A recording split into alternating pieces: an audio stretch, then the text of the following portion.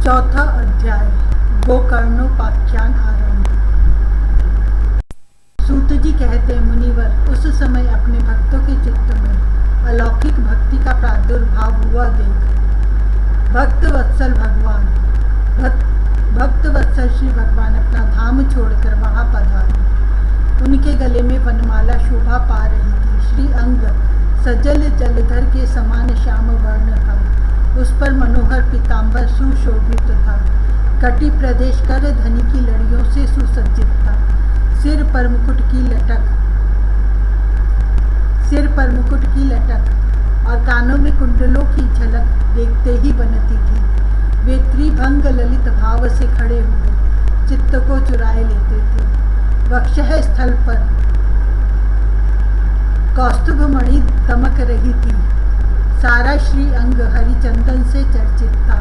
उस रूप की शोभा क्या कहें, उसने तो मानो करोड़ों कामदेवों की रूप माधुरी छीन ली थी। वे परम आनंद चिन्ह मूर्ति मधुराति मधुर मुरलीधर ऐसी अनुपम छवि से अपने भक्तों के निर्मल चित्तों में आविर्भूत हुए। भगवान की नित्य लोक निवासी लीला परिकर उद्धव आदि महागुप्त रूप से उस कथा को सुनने आए हुए थे। प्रभु के प्रकट होते ही चारों ओर जय हो की ध्वनि होने लगी। उस समय भक्ति रस का अद्भुत प्रवाह चला। बार बार अबीर गुलाल और पुष्पों की वर्षा तथा शंख ध्वनि होने लगी। उस सभा में जो लोग बैठे थे उन्हें अपने देह गेह और आत्मा की भी कोई सुधि न रही। उनकी ऐसी तन्मयता देखकर नारद जी कहने लगे, मुनीश्वरगण, आज सप्ताह श्रवण की मैंने यह बड़ी ही अलौकिक महिमा देखी।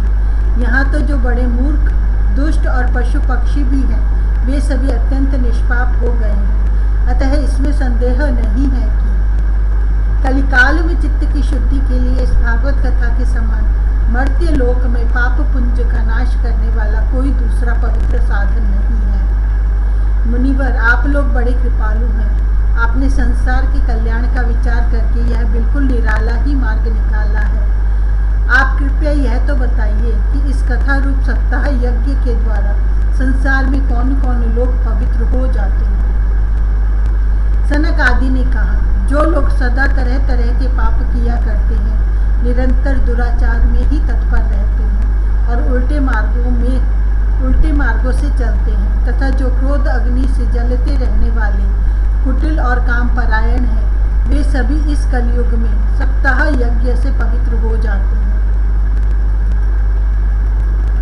जो सत्य से च्युत, माता पिता की निंदा करने वाले, तृष्णा के मारे व्याकुल, आश्रम धर्म से रहित, दंभी, दूसरों की उन्नति देखकर कुढ़ने वाले और दूसरों को दुख देने वाले हैं, वे भी कलयुग में सप्ताह यज्ञ से पवित्र हो जाते हैं। जो मदिरा पान, ब्रह्म हत्या, सुवर्ण की चोरी, गुरु स्त्री गमन और विश्वासघात, ये 5 महापाप करने वाले, छल छद्म परायण, क्रूर, पिशाचों के समान निर्दयी, ब्राह्मणों के धन से पुष्ट होने वाले और व्यभिचारी हैं, वे भी कलयुग में सप्ताह यज्ञ से पवित्र हो जाते हैं। जो दुष्ट आग्रह पूर्वक सर्वदा मनवाणी या शरीर से पाप करते रहते हैं, दूसरे के धन से ही पुष्ट होते हैं तथा मलिन मन और दुष्ट हृदय वाले हैं, वे भी कलयुग में सप्ताह यज्ञ से पवित्र हो जाते हैं। नारद जी, अब हम तुम्हें इस विषय में एक प्राचीन इतिहास सुनाते हैं। उसके सुनने से ही सब पाप नष्ट हो जाते हैं। पूर्व काल में तुंगभद्रा नदी के तट पर एक अनुपम नगर बसा हुआ था। वहाँ सभी वर्णों के लोग अपने अपने धर्मों का आचरण करते हुए सत्य और सत्कर्मों में तत्पर रहते थे।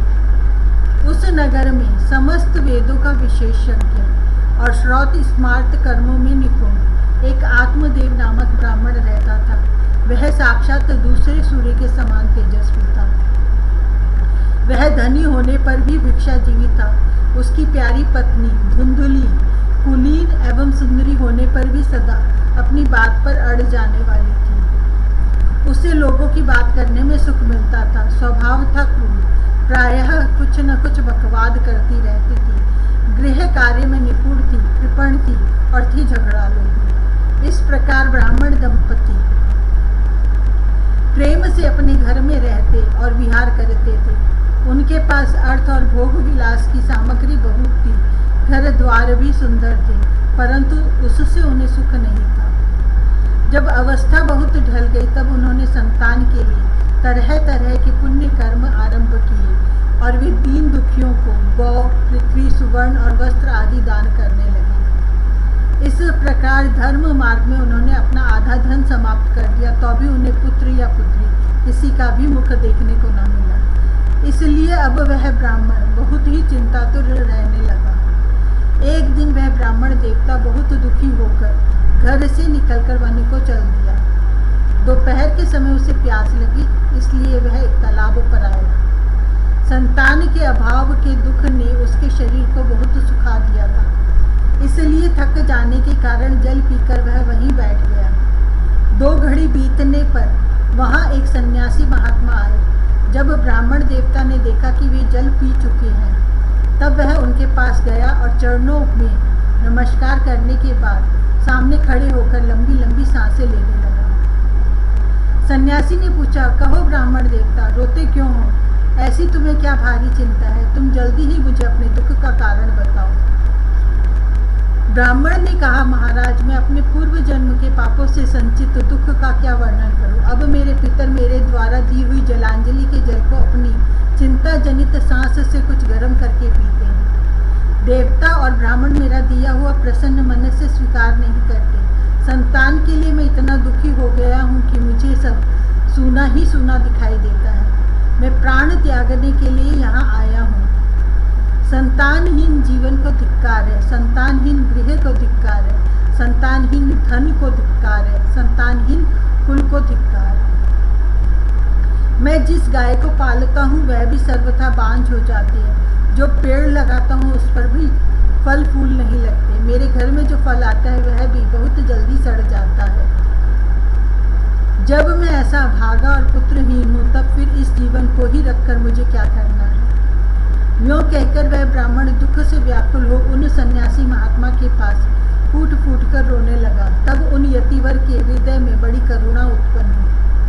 वे योगनिष्ठ थे। उन्होंने उसके ललाट की रेखाएं देखकर सारा वृत्तांत जान लिया और फिर उसे विस्तार पूर्वक कहने लगे। सन्यासी ने कहा, ब्राह्मण देवता, इस प्रजा प्राप्ति का मोह त्याग दो। कर्म की गति प्रबल है, विवेक का आश्रय लेकर संसार की वासना छोड़ दो। विप्रवर, सुनो, मैंने इस समय तुम्हारा प्रारब्ध देखकर निश्चय किया है कि 7 जन्म तक तुम्हारे कोई संतान किसी प्रकार नहीं हो सकती। पूर्व काल में राजा सगर एवं अंग को संतान के कारण दुख भोगना पड़ा था। ब्राह्मण, अब तुम कुटुंब की आशा छोड़ दो, संन्यास में ही सब प्रकार का सुख है। ब्राह्मण ने कहा, महात्मा जी, विवेक से मेरा क्या होगा? मुझे तो बलपूर्वक पुत्र दीजिए, नहीं तो मैं आपके सामने ही शोक मूर्छित होकर अपने प्राण त्यागता हूँ। जिसमें पुत्र स्त्री आदि का सुख नहीं है, ऐसा संन्यास तो सर्वथा नीरस ही है। लोक में सरस तो पुत्र पौत्र आदि से भरा पूरा गृहस्थ आश्रम ही है। ब्राह्मण का ऐसा आग्रह देखकर उन तपोधन ने कहा, विधाता के लेख को मिटाने का हठ करने से राजा चित्रकेतु को बड़ा कष्ट उठाना पड़ा था। इसलिए दैव जिसके उद्योग को कुचल देता है, उस पुरुष के समान तुम्हें भी पुत्र से सुख नहीं मिल सकेगा। तुमने तो बड़ा हठ पकड़ रखा है और अर्थी के रूप में तुम मेरे सामने उपस्थित हो। ऐसी दशा में मैं तुमसे क्या कहूँगी? जब महात्मा जी ने देखा कि यह किसी प्रकार अपना आग्रह नहीं छोड़ता, तब उन्होंने उसे एक फल देकर कहा, इसे तुम अपनी पत्नी को खिला देना, इससे उसके एक पुत्र होगा। तुम्हारी स्त्री को 1 साल तक सत्य, शौच, दया, दान और एक समय एक ही अन्न खाने का नियम रखना चाहिए। यदि वह ऐसा करेगी तो बालक बहुत शुद्ध स्वभाव वाला होगा। यूँ कहकर वे योगीराज चले गए और ब्राह्मण अपने घर लौट आया। वहां आकर उसने वह फल अपनी स्त्री के हाथ में दे दिया और स्वयं कहीं चला गया। उसकी स्त्री तो कुटिल स्वभाव की थी ही।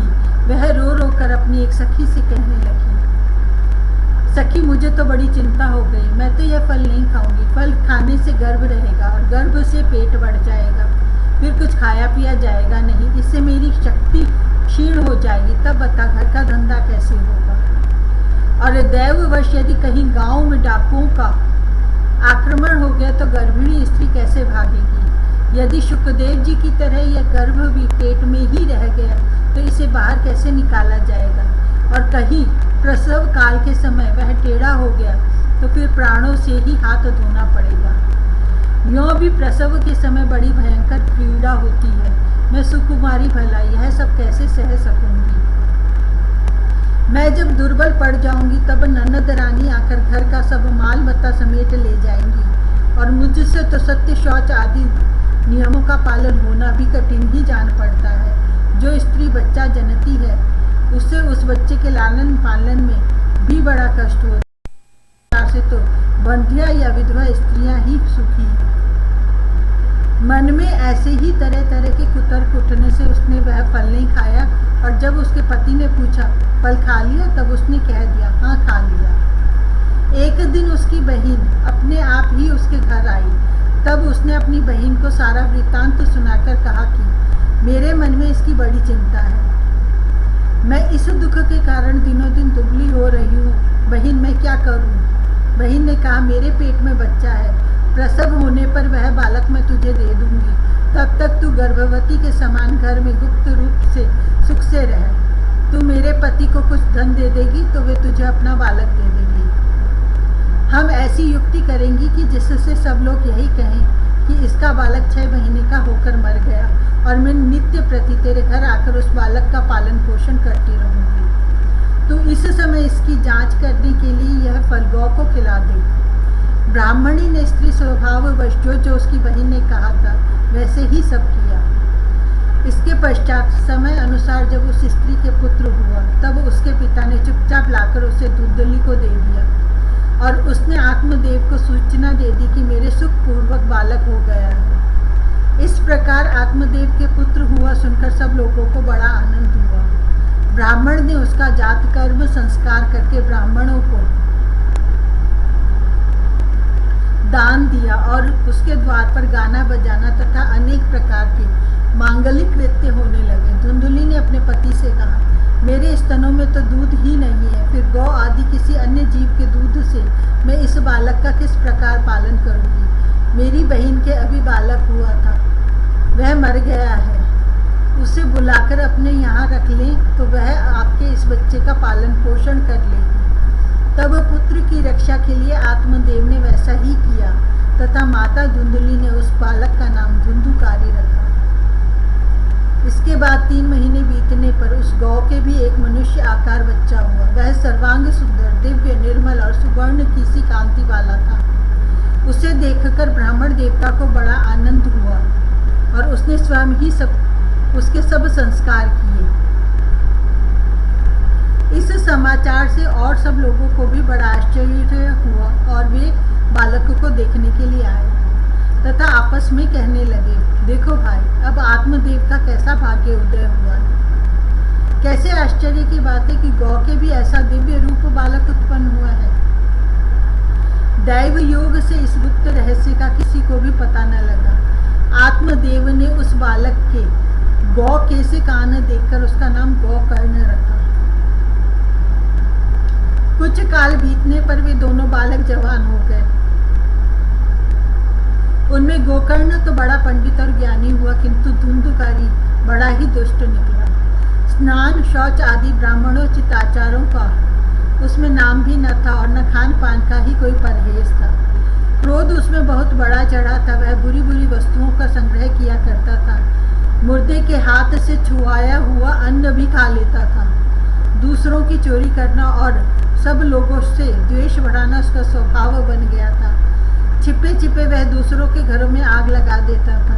दूसरों के बालकों को खिलाने के लिए गोद में लेता और उन्हें चट कुएं में डाल देता। हिंसा का उसे व्यसन सा हो गया था। हर समय वह अस्त्र शस्त्र धारण किए रहता और बेचारे अंधे और दीन दुखियों को व्यर्थ तंग करता। चांडालों से उसका विशेष प्रेम था। बस हाथ में फंदा लिए कुत्तों की टोली के साथ शिकार की टोह में घूमता रहता। वेश्याओं के जाल में फंसकर उसने अपने पिता की सारी संपत्ति नष्ट कर दी। एक दिन माता पिता को मार पीट कर घर के सब बर्तन भांडे उठा ले गया। इस प्रकार जब सारी संपत्ति स्वाहा हो गई, तब उसका कृपण पिता फूट फूट कर रोने लगा और बोला, इससे तो इसकी माँ का बांझ रहना ही अच्छा था। कुपुत्र तो बड़ा ही दुखदायी होता है। अब मैं कहाँ रहूँ, कहाँ जाऊँ? मेरे इस संकट को कौन काटेगा? हाय, मेरे ऊपर तो बड़ी विपत्ति आ पड़ी है। इस दुख के कारण अवश्य मुझे एक दिन प्राण छोड़ने पड़ेंगे। उसी समय परम ज्ञानी गोकर्ण जी वहाँ आए और उन्होंने पिता को वैराग्य का उपदेश करते हुए बहुत समझाया। वे बोले, पिताजी, यह संसार असार है, यह अत्यंत दुखरूप और मोह में डालने वाला है। पुत्र किसका, धन किसका, स्नेहवान पुरुष रात दिन दीपक के समान जलता रहता है। सुख न तो इंद्र को है और न चक्रवर्ती राजा को है। सुख है तो केवल विरक्त एकांत जीवी मुनि को। यह मेरा पुत्र है, इस अज्ञान को छोड़ दीजिए। मोह से नरक की प्राप्ति होती है। यह शरीर तो नष्ट होगा, यह शरीर तो नष्ट होगा ही, इसलिए सब कुछ छोड़कर वन में चले जाइए। गोकर्ण के वचन सुनकर आत्मदेव वन में जाने के लिए तैयार हो गया और उनसे कहने लगा, बेटा, वन में रहकर मुझे क्या करना चाहिए, यह मुझसे विस्तार पूर्वक कहो। मैं बड़ा मूर्ख हूँ। अब तक कर्म वश स्नेह पाश में बंधा हुआ अपंग की भांति इस घर रूप अंधेरे कुएं में ही पड़ा रहा हूँ। तुम बड़े दयालु हो, इससे मेरा उद्धार करो। गोकर्ण ने कहा, पिताजी, यह शरीर हड्डी मांस और रुधिर का पिंड है, इसे आप मैं मानना छोड़ दें और स्त्री पुत्र आदि को अपना कभी ना माने। इस संसार को रात दिन क्षण भंगुर देखें, इसकी किसी भी वस्तु को स्थायी समझकर उसमें राग ना करें। बस एकमात्र वैराग्य रस से रसिक होकर भगवान की भक्ति में लगे। भगवत भजन ही सबसे बड़ा धर्म है।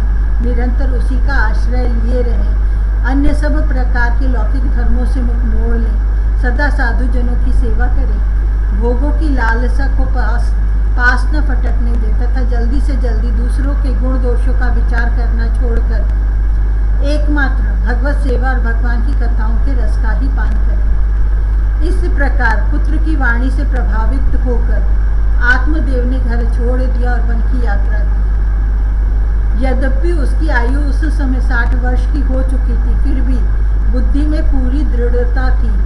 वहाँ रात दिन भगवान की सेवा पूजा करने से और नियम पूर्वक भागवत के 10वें स्कंद का पाठ करने से उसने भगवान श्री कृष्ण चंद्र को प्राप्त कर लिया।